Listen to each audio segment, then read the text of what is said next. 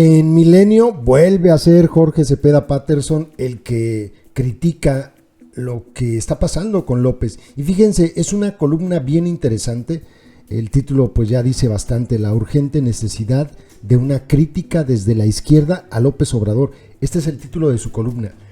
Pero ustedes van a escuchar cómo, pese a todo esto, no deja de adular al merolico. O sea, Cepeda Patterson es un obradorista de hueso corroído. Sin embargo, creo que sí debería llevar a la reflexión a toda la bola de adoctrinados que creen ciegamente en todo lo que hace López Obrador.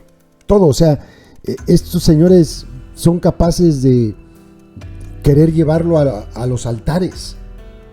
O sea, los fanáticos de López Obrador sí son verdaderamente irracionales. Están pasando cosas bien graves, López está haciendo cosas muy, muy graves, y se necesita que desde dentro de la propia organización delictiva, gente como Cepeda Patterson les digan: oigan, ya dejemos de ser borregos.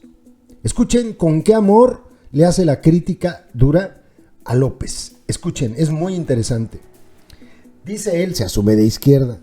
Si ser de izquierda entraña una posición ética y un principio de solidaridad con respecto a las injusticias que sufren los débiles, los que percibimos la vida desde esta perspectiva, o al menos aspiramos a ello, estamos fallando frente al obradorismo. Arrollados por la abrumadora presencia de ese fenómeno político, les digo, no deja de adularlo, de ese fenómeno político llamado Andrés Manuel López Obrador, hemos matizado, silenciado o puesto en pausa el ejercicio de la crítica, con tal de no alimentar la estrategia de desprestigio que los sectores adversos al gobierno de la transformación de Cuarta esgrimen en su contra, con el evidente propósito de desbarrancar su proyecto social. Hemos sido omisos. Esta suerte de autoanulación es hasta cierto punto explicable, considerando la manera asfixiante en que las élites han ejercido el poder en este país. Se requirió poco menos que un milagro político para que un hombre genuinamente interesado en mejorar la condición de los pobres llegase a Palacio Nacional. Y no olvidar que fueron estas mismas élites y sus excesos lo que construyó, sin proponérselo, la sensación de abandono entre las grandes mayorías y la inconformidad resultante que AMLO fue capaz de aglutinar políticamente. Luego vean, esto es una belleza de pregunta, casi le ves a los pies con esta pregunta, ¿no? Estas preguntas. ¿Cómo no entusiasmarse frente a la oportunidad histórica que representaba la propuesta de un cambio de régimen?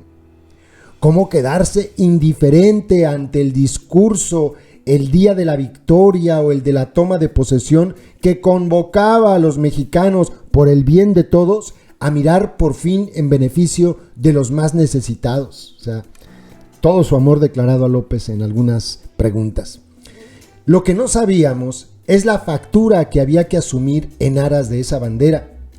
A lo largo de los siguientes 3 años, el presidente fue abandonando otras agendas fundamentales para la izquierda, aduciendo escasez de recursos, necesidad de priorizar lo urgente o responder a los golpes de sus adversarios.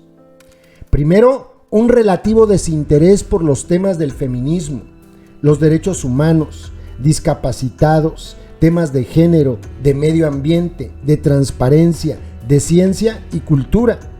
Pero luego el desinterés transmutó al desdén.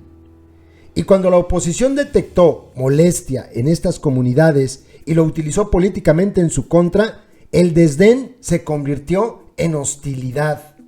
Qué interesante, eso es realmente lo que pasó, ¿no?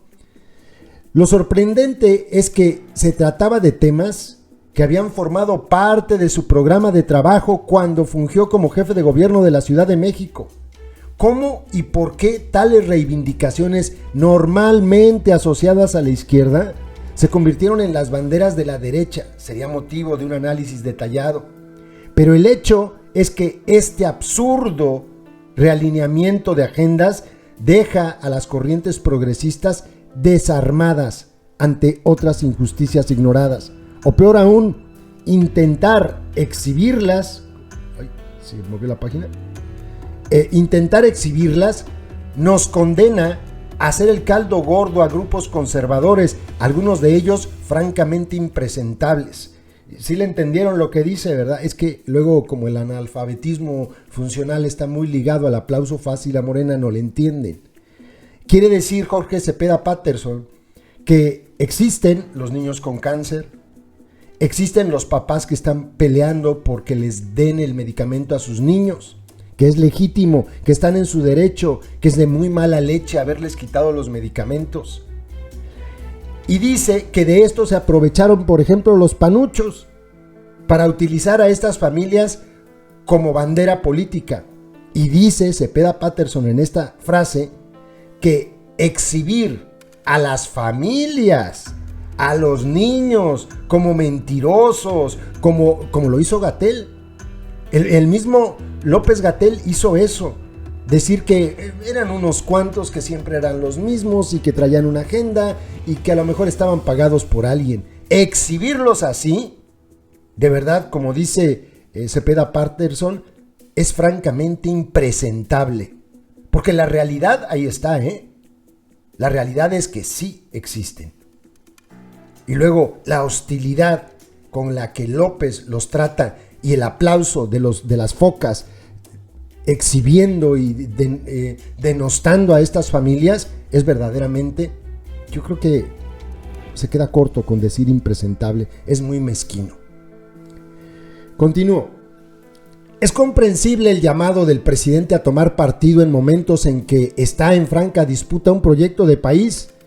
No podemos ignorar las enormes resistencias y los poderosos intereses enquistados que se oponen a la posibilidad de un cambio.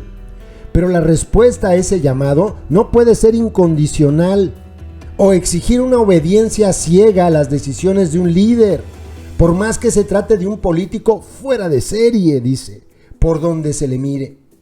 Quien convoca también está obligado a arropar las preocupaciones de los convocados. De otra manera, solo se trata de una petición de aplauso y admiración pasiva. Fuerte.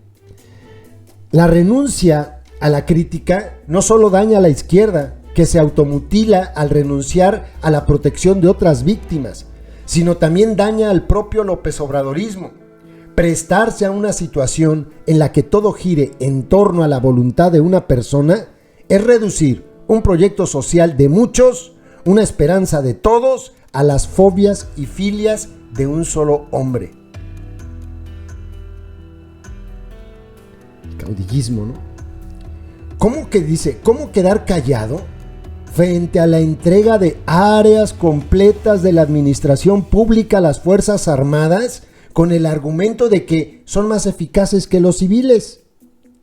¿Cuánto tiempo tomará para que los militares introyecten esta lógica y se sientan legitimados para exigir mayores espacios con el pretexto de salvar a la patria o al menos resolver incapacidades de otros? Lo que decíamos en un video del día de ayer. Y cuando no les den lo que piden, ¿qué van a hacer? Porque tienen mucho.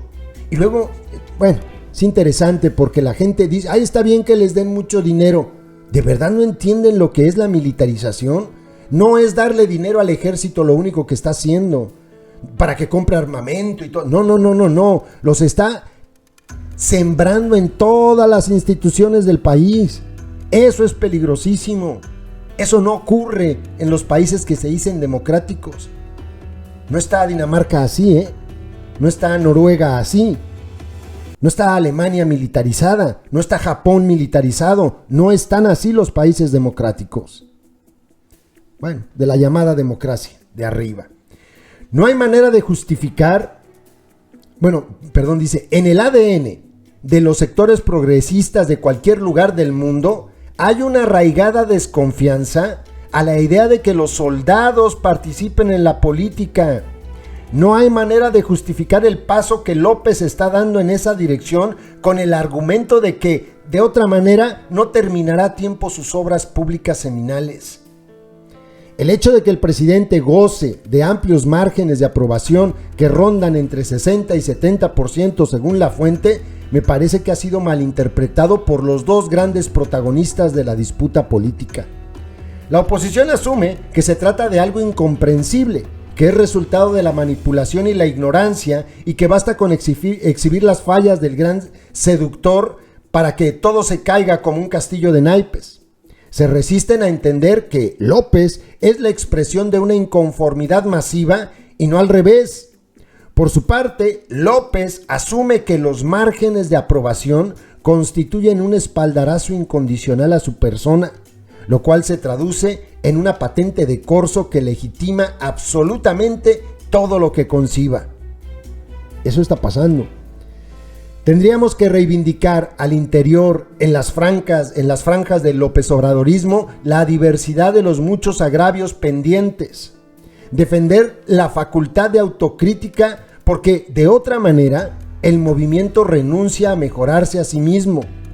Pero debe entenderse que esa autocrítica no puede percibirse como actos de deslealtad a un proyecto de país encabezado por un líder singular, y mucho menos asumir que hacerlo equivale a militar en las filas de los adversarios de ese proyecto.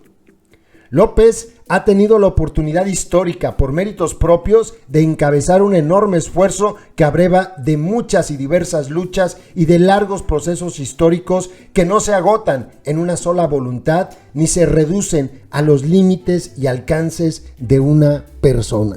Ojalá los adoctrinaditos tuvieran, si es que Cepeda Patterson lo escribe de verdad, en serio, o sea, porque así lo piensa, ojalá tuvieran un gramo de lo que acaban de escuchar, porque cambiarían las cosas. Porque miren que el aplauso de todo, el que López dice una tontería y todo mundo le aplaude, híjole, les debería dar vergüenza. Son como en los peores tiempos del otro PRI, del que estaba antes, no de este.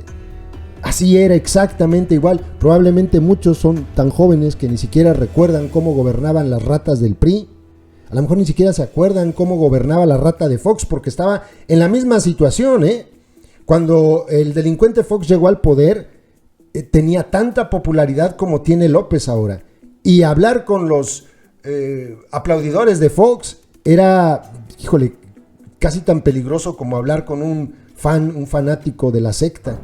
Porque nada, absolutamente nada se podía decir contra sus santitos, porque se ponían igual. Y bueno, ahí están los resultados. Hoy Fox es repudiado por la historia. Y López va camino, cuidado, porque va en camino a eso. Está cometiendo errores muy, muy graves. El tema de la militarización que toca aquí Cepeda Patterson a mí me parece uno de los más graves, de los errores más graves, que los paleros de López le siguen aplaude y aplaude y aplaude. A lo mejor quieren vivir, pues, no sé, como en Corea del Norte, a lo mejor les gusta, por cierto.